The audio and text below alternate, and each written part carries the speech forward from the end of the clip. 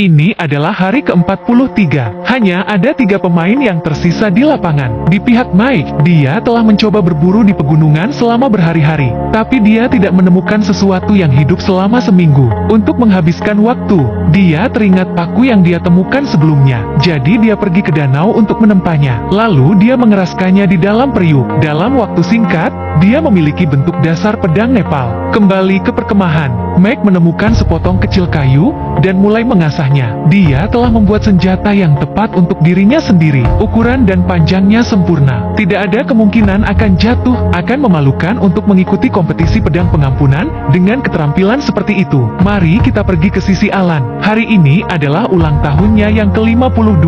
Dia memutuskan untuk merayakannya. Dia mengambil semua ikan yang dia simpan dan membuat kue, bahkan di padang gurun. Tidak ada kekurangan ritual. Kemudian dia memasukkan semua ikan ke dalam panci dan memasaknya. Tidak peduli apakah dia bisa bertahan sampai besok atau tidak. Ulang tahun yang tak terlupakan lebih penting dari apapun. Hanya dalam waktu 10 menit dia sudah menikmati makanannya. Lihatlah potongan ikan yang besar ini. Begitu keras dalam satu gigitan. Ikan ini memiliki kandungan protein berkali-kali lipat dari daging sapi. Setelah kenyang, Alan memutuskan untuk memeriksa jala yang dia pasang kemarin. Saya tidak tahu apakah ini adalah hadiah ulang tahun dari Tuhan. Bahkan sebelum dia sampai di sana, dia melihat sesuatu di bawah air. Dan ternyata itu adalah ikan trout liar seberat 10 kg. Dia sangat gembira. Bagi orang lain, ikan itu mungkin terlihat seperti ikan trout biasa. Tapi di mata Alan, jika dia bilang dia akan makan sedikit lebih sedikit setiap hari, itu akan menjadi tiket menuju $500.000.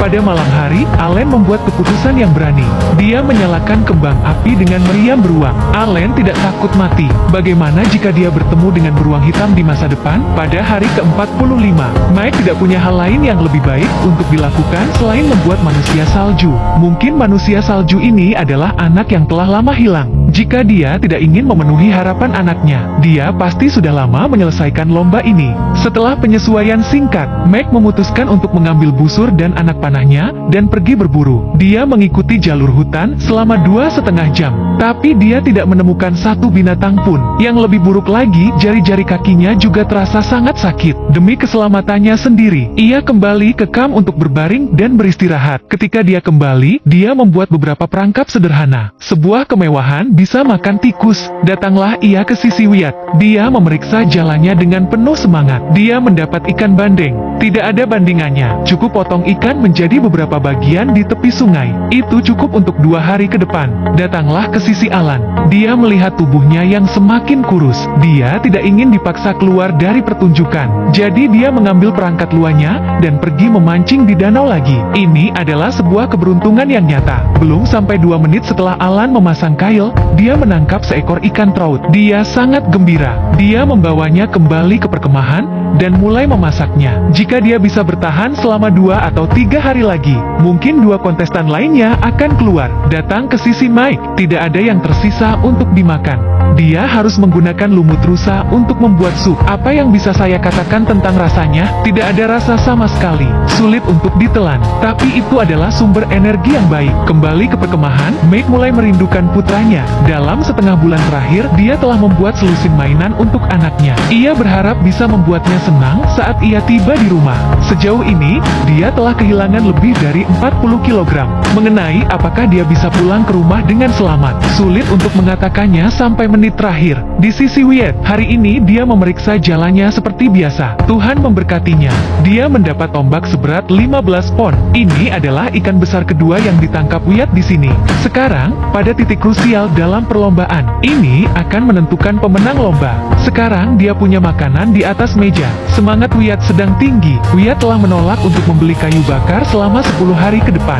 Pada malam hari, ia duduk di kamp dan makan ikan di atas api. Ini adalah kemewahan yang tidak pernah dialami oleh 2 orang lainnya. Ini hari ke-53. Masih ada 3 pemain yang tersisa di lapangan. Mike sedang tidur di kamp ketika dia tiba-tiba menerima pemberitahuan dari pemeriksaan medis acara tersebut. Saat itu, ia sangat lemah dan kesulitan untuk berpakaian. Dengan kedatangan tim medis, mereka memeriksa semua aspek tubuh Mike. Menurut indikatornya, Dokter menganggap bahwa jika dia terus seperti ini, mungkin akan menyebabkan kerusakan permanen pada dirinya. Untuk berjaga-jaga, mereka memutuskan untuk memaksa Mike mundur dari balapan. Namun, saat mereka akan memasuki pintu untuk memberitahu, Mike sudah menangis. Dia sudah menduga hasil ini. Dia sudah merencanakan untuk berhenti hari ini. Setelah kelaparan selama berhari-hari, hatinya tidak bisa bertahan lebih lama lagi. Lalu dia mengemasi tasnya. Mike akhirnya pulang dengan penyesalan. Pada saat yang sama, dia telah menjadi pria berjenggot dari pria tampan yang awalnya. Pada hari ke-56,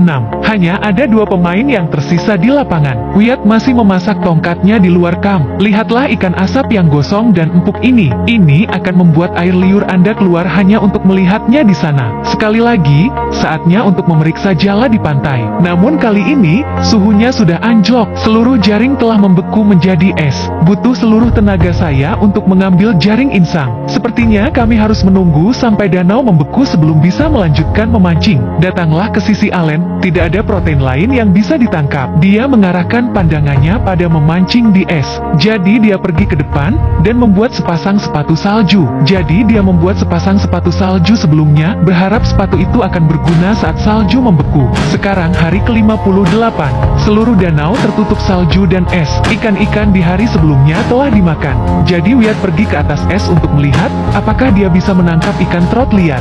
Dia membuat lubang besar dengan kapaknya. Dia berdiri di sana dalam cuaca dingin selama 2,5 jam tanpa menangkap apapun. Dia tidak punya waktu untuk mengeluh karena dia tidak bisa menangkap ikan. Jadi dia melubangi jalannya dan menaruhnya di bawah air. Dia berharap bisa mendapatkan makanan di pagi hari. Pada malam hari, saat Wyatt duduk di kamp sambil memikirkan hidupnya, dinding di atasnya tiba-tiba menyala oleh perapian. Ini bukan kabar baik. Di tengah panasnya suasana, dia mengambil semua air segar yang bisa dia temukan dan menyiramkannya ke api. Untungnya, dia bisa bereaksi tepat waktu. Api berhasil dipadamkan.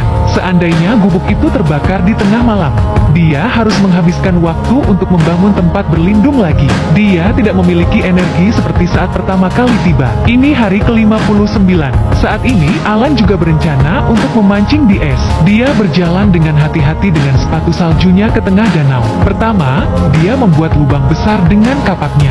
Dan dimulailah pengalaman mengerikan yang berlangsung lebih dari 3 jam. Angin dingin yang menggigit rasa seperti silet di tubuhnya. Dia bekerja dari tengah hari hingga sore hari, tetapi pada akhirnya, semuanya sia-sia. Selama beberapa hari berikutnya, kedua orang itu hampir tidak mendapatkan makanan. Tugas harian mereka adalah tinggal di kamp dan melihat siapa yang bisa membawa ikan lebih lama. Jaring Wyatt tertiup angin karena cuaca. Satu-satunya ikan yang ia banggakan adalah hasil tangkapannya. Ini adalah pukulan yang fatal baginya. Saat jam terus berdetak ke hari ke-64, saat dia melihat matahari perlahan-lahan terbit, Wyatt mendapatkan wahyu sesaat tentang apa arti hidup ini. Dia memiliki keluarga yang bahagia dan pekerjaan yang tetap. Dia punya cukup uang untuk memberi makan keluarganya setiap tahun. Mengapa dia harus datang ke sini untuk kelaparan dan menderita? Memikirkan hal ini, Wyatt segera menghubungi nomor telepon program tersebut. Sungguh memalukan. Menurut kekuatannya, dia memiliki kemampuan untuk memenangkan gelar. Jika dia tidak kehilangan dirinya sendiri pada akhirnya, saya pikir dia bisa bertahan beberapa hari lagi. Lalu, ia mengemasi barang-barangnya. Wyatt merasa sedih meninggalkan balapan. 60 hari yang ia habiskan di sana telah membuatnya terpukul. Mungkin itulah yang dimaksud dengan perlombaan ini. Ini hari ke-66. Allen adalah satu-satunya yang tersisa di lapangan. Seperti biasa, hari ini adalah hari pemeriksaan medis. Setelah mendapatkan pemberitahuan, Allen buru-buru melepas pakaiannya untuk memeriksa tubuhnya. Meskipun dia sudah sangat kurus, tapi dia tidak peduli jika dia dikeluarkan dari perlombaan. Dia telah melakukan yang terbaik. Setelah pemeriksaan dokter, Alan mulai berbicara tentang perasaannya dalam beberapa hari terakhir. Saat ini, dia merindukan keluarganya. Jika kontestan lain tidak mengundurkan diri, dia mungkin harus pulang ke rumah. Dengan sosok yang tidak asing lagi muncul di belakangnya, istri Alan tiba-tiba muncul di sampingnya. Pada saat itu dia menyadari bahwa dia adalah juara musim ini. Kegembiraannya hanya bisa diungkapkan dengan air mata sekarang. Pengalaman menyakitkan selama 2 bulan ini adalah sesuatu yang tidak akan pernah dia lupakan. Dia kemudian menunjukkan kepada istrinya di sekitar tempat tinggalnya. Kemudian Alan mengemasi semua perlengkapannya dan membawa $500,000 bersamanya dan istrinya ke rumah dengan helikopter.